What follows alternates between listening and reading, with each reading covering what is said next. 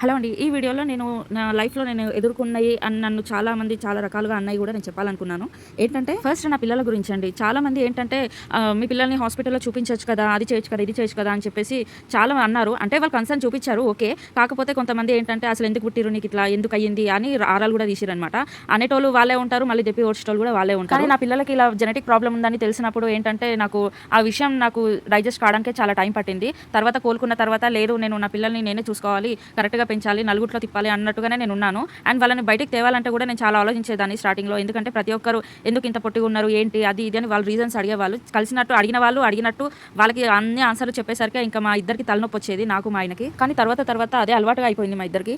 ఇంకా మా పిల్లల స్కూల్ విషయానికొస్తే ఏ స్కూల్‌లో అడిగినా కూడా ఇలాంటి ప్రాబ్లమ్ ఉంది కదా! సో, వీళ్ళు ఫేస్ చేయలేరు వద్దు అది ఇది అని అన్నారనమాట. ఇంకొన్ని స్కూల్స్‌లో ఏంటంటే ఫీస్ చాలా ఎక్కువైపోయి మేము డ్రాప్ అయిపోయామనమాట. కాకపోతే ఏంటంటే దేవుని దయ వల్ల మా ఇంటి దగ్గరలో ఉన్న ఒక మంచి స్కూల్‌లోనే మేము జాయిన్ చేశాము. కాకపోతే ఏంటంటే ఇద్దరు పిల్లల్ని మేము సేమ్ క్లాస్ అంటే ఎల్‌కేజీ జాయిన్ చేశామనమాట.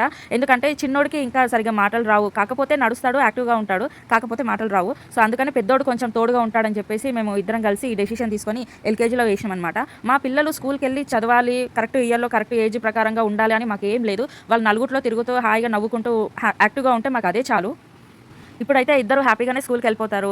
అంటే అందరి పిల్లల్లాగా మేము స్కూల్‌కెళ్ళము, మాకొద్దు, మాకు హెల్త్ బాలేదు అన్నట్టుగా వాళ్ళు రీజన్ చెప్పకుండా మాకు స్కూల్ ఎప్పుడు పంపిస్తావు అన్నట్టుగానే వాళ్ళు రెడీ అవుతారు. అస్సలు సతాయించను కూడా సతాయించరు. ఇంకా సండేస్, హాలిడేస్ వస్తే మాత్రం అసలు మా మమ్మీ ఎందుకు స్కూల్ పంపించలేదు ఈరోజు అన్నట్టుగా ఇంట్లో ఉండిపోతారు వాళ్ళు. చాలా డల్ అయిపోతారు ఇంట్లో ఉంటే. కానీ బయటికెళ్ళి స్కూల్‌కెళ్తే మాత్రం ఫ్రెండ్స్‌తో ఆడుకుంటూ చాలా ఎంజాయ్ చేస్తారు. అండ్ నేను Insta page and YouTube channel start చేయడానికి రీజన్ మా పిల్లలు. ఎందుకంటే మా పిల్లల గురించి నలుగురికి తెలవాలి అండ్ నలుగురికి అవగాహన రావాలని చెప్పేసి నేను అనుకున్నాను. ఎందుకంటే అందరు పిల్లలే, అందరూ మన పిల్లలే అనుకోవాలని చెప్పి నేను అనుకుంటున్నా. మా పిల్లలను చూసి మీకేమనిపించిందో కింద కమెంట్ సెక్షన్‌లో కమెంట్ చేయండి. నా పేజ్‌ని ఫాలో అవ్వండి అండ్ నా యూట్యూబ్ ఛానల్‌ని సబ్స్క్రైబ్ చేయండి.